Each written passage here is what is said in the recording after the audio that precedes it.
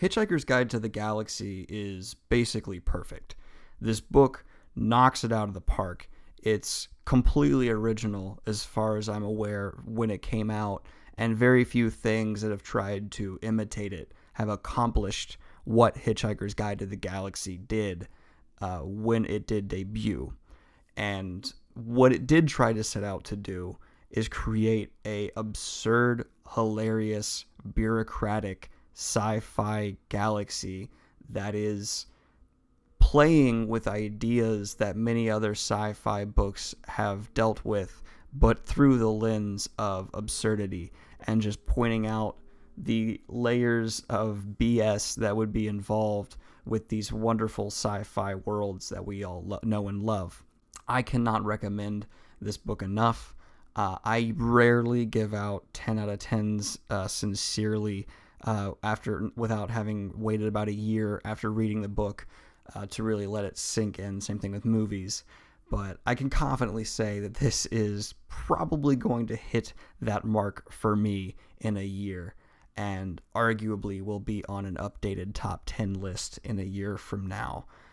Wow, Douglas Adams certainly knows how to open up his weird little mind and let us all play in it. Now, quick channel update, and I don't know how long this is going to go, but I'm going to say this right now.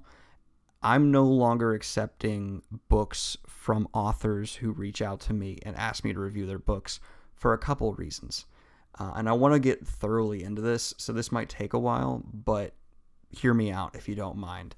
When I love a book, I get very excited, and I really want to recommend it to people who I think who will like it. And now I'm going to make a distinction here. If I love a book, that doesn't necessarily mean it's a great book. I've loved books that are probably just okay, but they happen to appeal to my exact senses. And if I go around recommending that book to everybody, that's a bad thing, because not everyone's going to love the same book as me.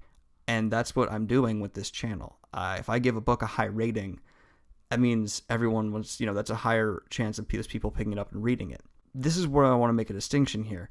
Me giving a book a 10 out of 10 does not mean I enjoyed it a 10 out of 10.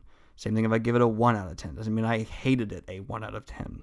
What it means is those three criteria that if you've been watching my channel, I always look at: originality, what is it trying to do and did it accomplish it, and the technical ability the author had in accomplishing this.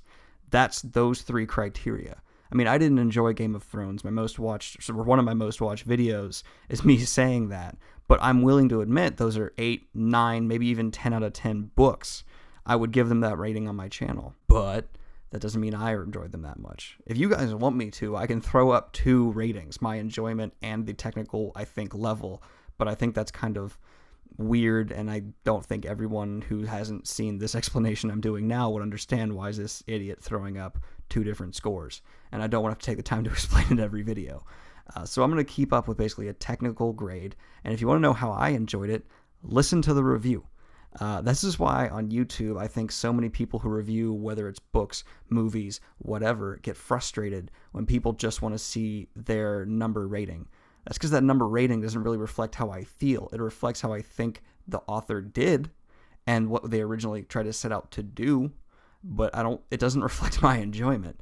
A great example of a book I think is technically incredible and I enjoy the crap out of is the Bobverse. I think it's new. I think it's really well executed. I think the author's tone comes across well. Perfect.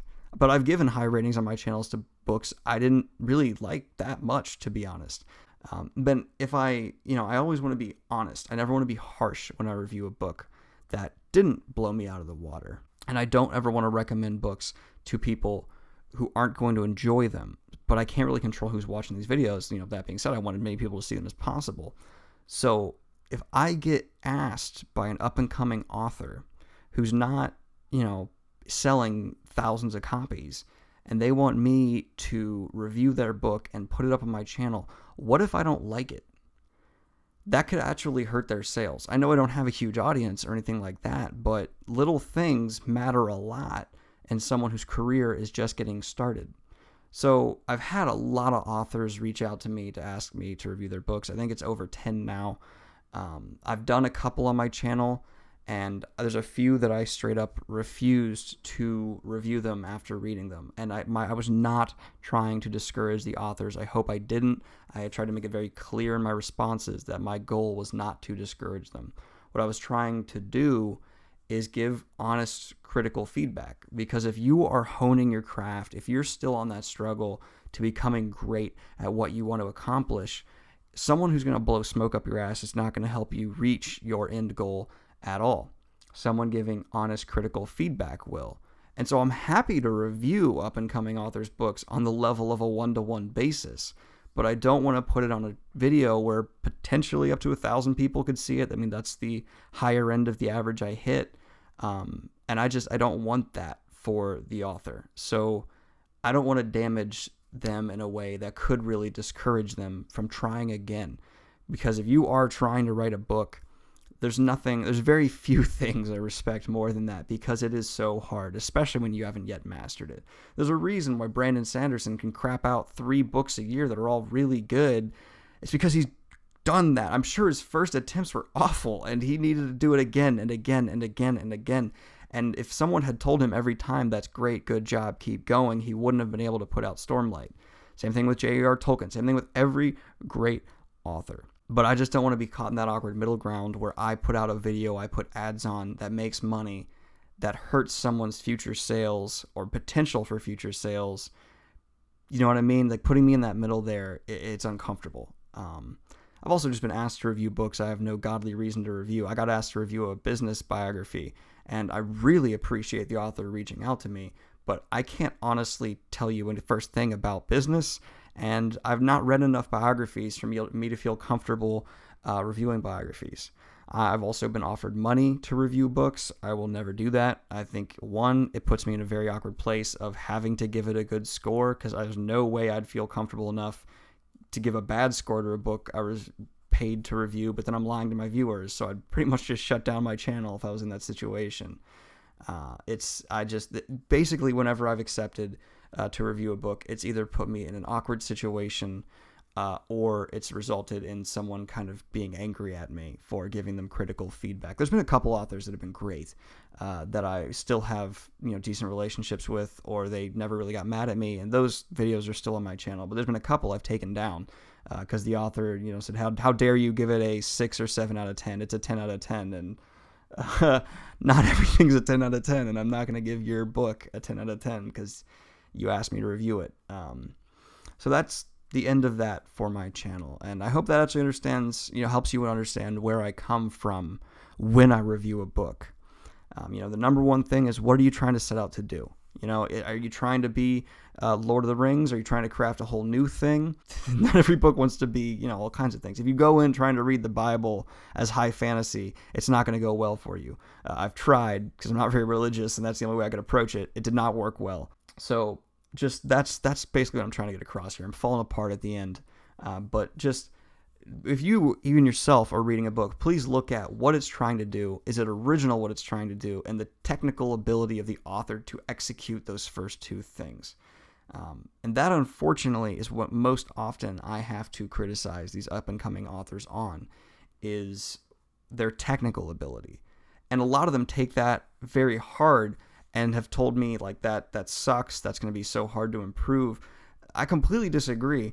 If you have a great imagination, which almost all of them have had, that's good. You're there on that level, and all of them have created wonderful worlds. If in fact the worst written book I've had to review had an incredible idea for an original world, the author's technical talent, though, just wasn't there. And that's that's not an easy fix, but it's the easiest of the 3 to fix. Just practice. No one comes out Muhammad Ali. You gotta get there. So if you're an author I've said no to who's listening to this, or someone who I've given a not great review to, please don't take that as a personal insult or as me saying give up. It's the opposite. Get back on the horse, do your damn job, and work on what you're doing. This is a weird thing coming from some, YouTuber who barely has 1,000 subs and barely crossed 100,000 views, but I just want to get that out there, because I've gotten people who've been very upset with me for giving honest feedback, and they're not young. It's older than me, people in their 30s and 40s sometimes. And if you get that upset at a 22-year-old criticizing you, one, work on your craft, and two, work on how you handle criticism. You're getting into a difficult field where there's going to be a lot of it. That being said, I hope this wasn't too weird. Oh, yeah, Hitchhiker's Guide to the Galaxy is great. Read it. But that is my thoughts for the day, and I hope you all are having a wonderful start to your week. Please like and subscribe if you've not already, and peace.